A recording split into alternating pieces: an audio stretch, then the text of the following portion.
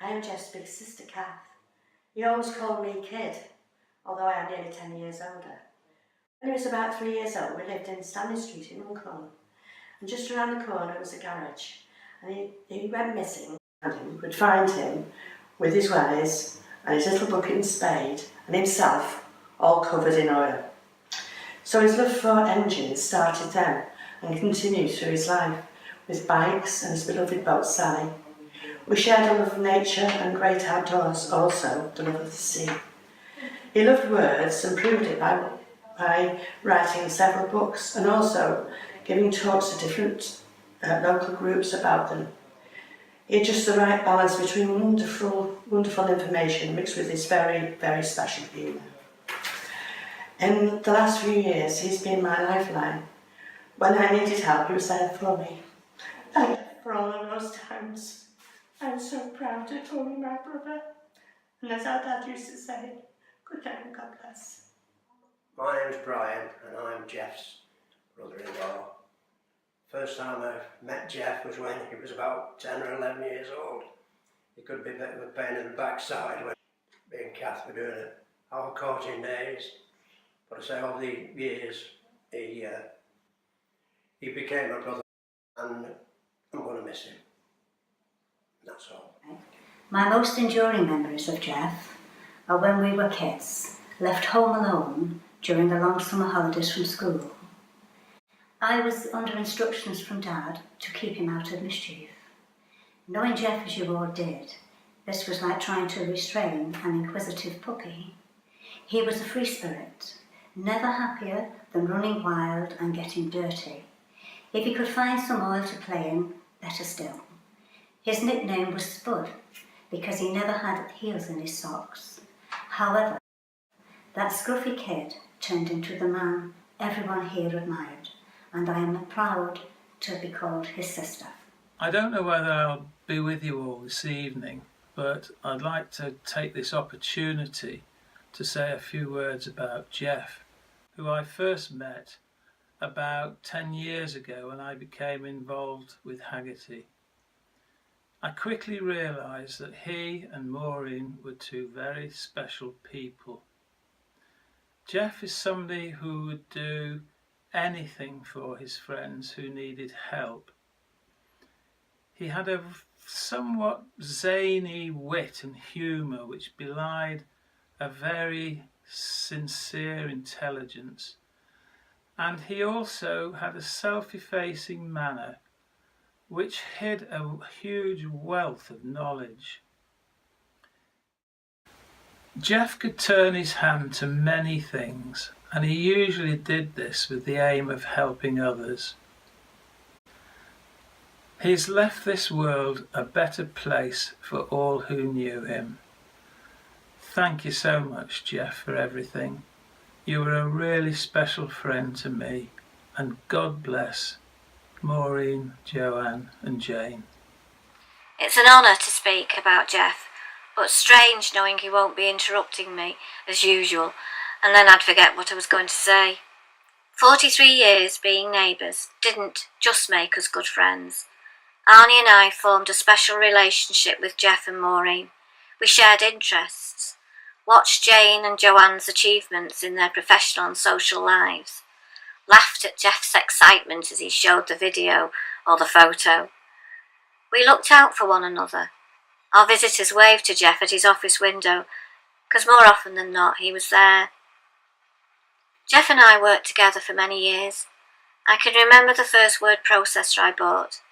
Jeff was fascinated with it, and before I knew it I was typing out one of the girls' theses, or the text of a book. We had 7 years of campaigning against Livella and succeeded in getting it shut down. Then Haggerty took over a further 7 or more years of dedication. We were like the boss and the right-hand man, having great respect for one another and realising each other's abilities. Jeff gained the knowledge, explained it to me, asked me questions about it later, and then I filed it for the future. Oh, how I wished that Jeff had been better at filing. Not being a morning person, Jeff's early phone calls were not appreciated. a 10:30 rule was introduced, and sure enough, at 10:30 spot on, the phone often rang, and I knew it'd be Jeff. Arnie would answer the phone, and Jeff became known as Mr. Bugger Off. Our journey to meetings or researching something was something else. It became a geography, a history, or a nature lesson. I learnt where the River Weaver joined the River Mersey. That building's history. This was such a bird, or such a tree. We both applied the if the job's worth doing, it should be done properly. I'd be worrying about whatever we were going to face, but Jeff in his usual way took it in his stride. I became fully experienced in kicking him under the table to keep him in his place without anyone noticing. Jeff, I knew how you were feeling inside though. Not the tough man, but the very sensitive man. We've laughed and cried together, and I can now laugh at visualising you meeting up with Sir Ken Green and having such a great reunion. Jeff taught me so much, not least how to laugh at his jokes and his sense of humour. I'll never forget him as a well-respected, intelligent, funny human being, devoted to his family, and who touched the lives of so many people in so many different ways. A special friend who I will miss very much. Thank you, Jeff, for being a part of my life. As Joanne's best friend, I've known Jeff my entire life, and he's always been a positive influence, teaching me many things. I remember as a young child reading his Monty Python books, which taught me interesting new words. Jeff taught me how to swim, earning me the nickname Taddy, as he claimed I swam like a tadpole. From that day he never called me anything else, and when he published his book about his eventful trip to Turkey, he excitedly handed me my copy at the book launch, insisting I read the dedication. It took me a while to notice that the first letter of each line spelt, what else, Taddy. When I learned how to ride a motorbike, Jeff lent me some gear to get me started and taught me many tips. He was the first person I saw after passing my test, and I think he was even happier than I was. Jeff's enthusiasm, intelligence, passion, humour and generosity has touched every one of us. More recently, I've learned how resilient he taught Mo, Jane and Joe to be, and we've all admired their bravery and strength throughout this difficult time. However, he failed to teach us all our final lesson, learning to live without him in our lives. Sadly, a lesson we will have to learn without him. Jeff was a true friend to me, great company, one of life's characters. He was selfless, compassionate and driven to help others. His enthusiasm for his motorcycles, hobbies, clubs and causes was both wide-ranging and infectious. For example, on one never-to-be-forgotten car journey together, I foolishly asked him at the start to tell me about the incinerator, or, as I used to call it to annoy him, Jeff's chimney. After an hour and a half, we got there, and Jeff paused for breath and said, "Don't worry, I'll tell you the rest of it on the way home." Good. Family was the other big thing to Jeff. Meant an awful lot to him, and it defined him. Maureen and the girls, the Meehan gang, enjoying each other's company. Jeff always the proud father. So that's how I remember him. Enjoying people and life, thinking of others and doing his best for them. A typical example of Jeff is that he's the only man I know to have left his lathe to his wife. Thinking of his friends. And as soon as Mo's got the hang of it, we'll all be around to get some parts made. We'll always miss you, Jeff. Thank you. I've been Jeff's son-in-law for the last 10 years, and I knew he was popular, but I didn't realise just how popular he was until after the recent tragic events. The number of people that have been coming around to the house with cards and flowers and well wishes for Maureen, Jane and Joanne has been unbelievable. Even Lord Lucan has come out of hiding to share his thoughts on his friendship with Jeff. Sorry Paul, Jeff would have liked that one. One of the many things I liked about Jeff was that if he saw something he didn't like, he would do something about it. We all know about his role in Haggerty and the fighting of the incinerator, but he also applied that kind of logic to all aspects of his life. For example, if he saw a bin bag full of bolts, brackets and a couple of tyres, he'd turn it into a vintage concours standard motorbike. He once told me a story about when he was playing table tennis and caught a glimpse of someone out of the corner of his eye wearing one of the team's shirts. He glanced across and thought to himself, "Who's that fat get wearing one of our shirts?" On closer inspection though, he realised he was looking at his own reflection in a window.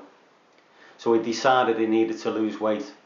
He started to reduce his cake intake, which for anyone who knows Jeff, that's a real commitment. He'd do almost anything for a cake, with the possible exception of baking it himself. He started walking on a daily basis and was soon up to 5k. He lost weight, his blood pressure was lower, and he was much fitter. Again, he saw something in life that he didn't like, and he did something about it. Jeff was renowned for his intelligence and prided himself on completing a Telegraph crossword on a daily basis.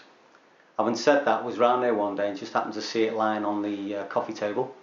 I picked it up and had a look and noticed that the answer to 14 down was zigamahumph, which is a word I'd never heard of before.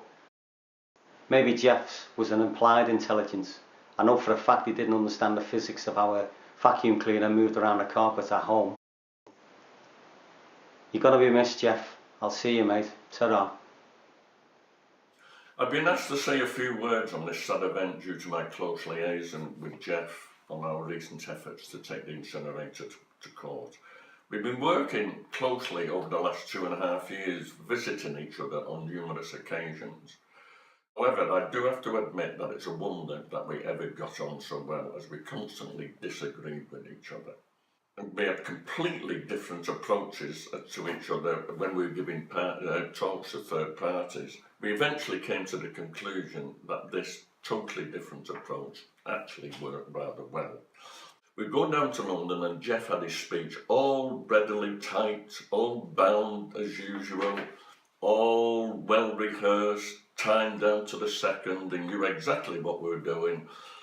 But as I decided, just as we were passing Wembley Stadium on the train, that I'd better actually scribble down a few notes.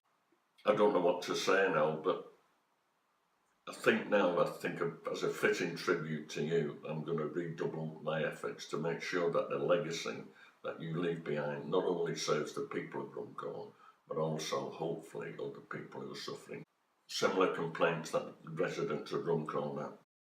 And you know what I mean. Okay, this is a tribute to Jeff from I've known him for a very, very long time. He was an extremely dear friend, and I shall miss the fun we've had together and his humour. Thank you, Jeff. Jeff, we've thoroughly enjoyed playing with you, and it's been a pleasure to serve in the same team, but I will miss your corny jokes. Yeah, Jeff, I've only played with you the last few years. You're a great competitor, and I always enjoyed your fun and your laughter, and I'll definitely miss you. I'll never be able to hear a table tennis hit off the lights without hearing you say, "It's a shade high." Jeff, I've only known you a few years, but you're a top bloke. I enjoyed playing with you. Jeff, thanks a lot for all your companionship, the common interests not only in table tennis, motorbikes and sailing, but also in the fun we had together.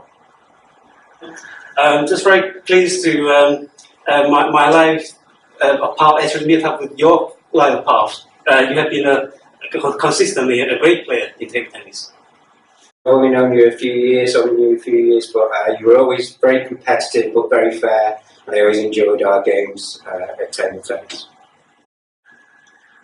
Jeff, I always remember you by while playing with you, your smiling and your pinballs. And you are the only one who's not complaining myself. From all of us, cheers, Jeff. It's been a pleasure playing with you. As Jane's partner, I've had the privilege of spending time with Jeff Maureen and the family. What I always loved about Jeff was his enthusiasm and good humour, and his warm heart. He had a thirst for knowledge and a determination to do things well. He was very proud of his daughters, and it was always a pleasure to see both Jeff and Maureen when they came to support whatever Jane or Joe were doing, or for a family meal or a trip away. Being part of this family has been a very happy time, full of laughter. And even since Jeff's passing, and despite the awful shock and sadness and sense of loss, there's still been a lot of laughter. And there will continue to be. And that's exactly how Jeff would have wanted it. Jeff, you're a legend.